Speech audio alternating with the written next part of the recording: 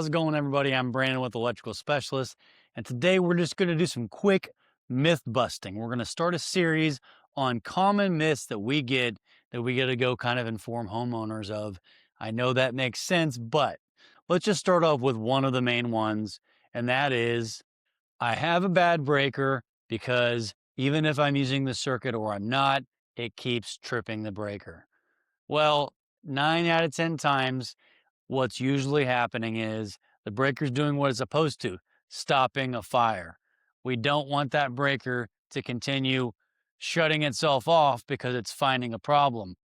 What the problem actually is usually it's an overload when you're using it, or if you're not using it, it's tripping. It's usually a direct short or a short to ground. So we need to find out why it's tripping. It's doing its job. We need to go in there and diagnose what the issue actually is so it can quit shutting off like it's supposed to. So the myth is, even when you're not using it and shuts off, bad breaker. Nope, it's actually shutting off because it's supposed to.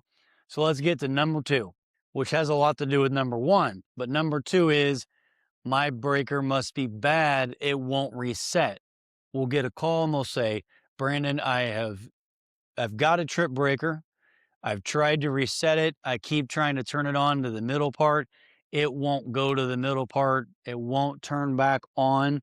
So I know it's bad. I try to explain it over the phone, but usually what happens is we get over there and it turns out they just didn't know how to reset it properly. Breakers, when they trip, they stay in the middle section. There's off, there's on, and there's tripped. So a lot of times what happens is it trips from on to the middle section and they go to push it back on and the spring just keeps popping it back to the middle section. It has to be turned off and then reset to on, and then it'll stay.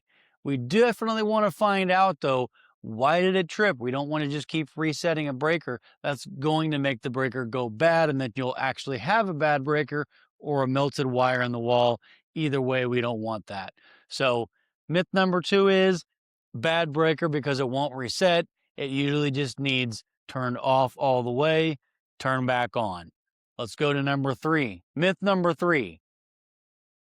I need to get a new service and upgrade mine from 100 amps to 200 amps because I want to add something and there's no room. Well, as much as I would like to say we do need to upgrade your service because a lot of times they're just old, that's not always the case. Just because you need more room does not necessarily mean you need more power. Even if you want to add a hot tub, we could be talking about just a kitchen circuit that needs added like a microwave. We could be talking about a hot tub circuit that adds a lot of power and a lot of demand. Either way, most people are not using more than about 10% of their power that's available on a 100 amp service. So what usually can be done is you can either add tandem breakers to add more space if your panel's new enough to accept them.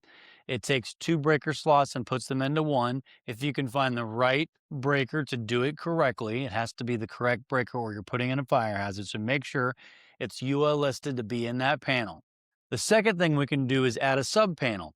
You may not need to change the panel out. You may just need to add a sub panel and move power over from one panel to another to gain more room. A third thing we can do is change that panel out to a larger panel.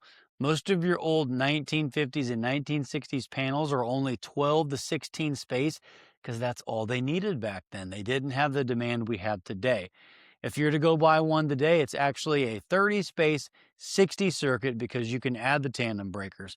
So you're going to be going from 12 circuits to 60 circuits, 30 open spaces. That should be enough to do almost any house demand unless you have a large house with a lot of electronic demands. There is nothing wrong with upgrading from 100 to 150 or 200 amp service. Just keep in mind that means that the meter outside will need change, the riser outside will need change, the grounding will need change. You'll have to add a disconnect by code. You'll have to refeed the panel, get an inspection, and all these things, which are good and you will be an investment in your home, but it will be added cost that you may necessarily not need at the time. So a quick recap. Myth number one, you probably don't have a bad breaker if it keeps tripping. It probably just needs diagnosed to find out what the issue is. Myth number 2, if your breaker won't reset, it probably just needs turned all the way off and then all the way back on. But don't forget, we want to find why it was shut off so we don't have any further issues. Myth number 3, you need more power because you're out of space. Hey, thanks for watching this, guys. If you have any questions, leave them in the comment. We'd be happy to answer more on the next one. Please like and subscribe. Have a great day.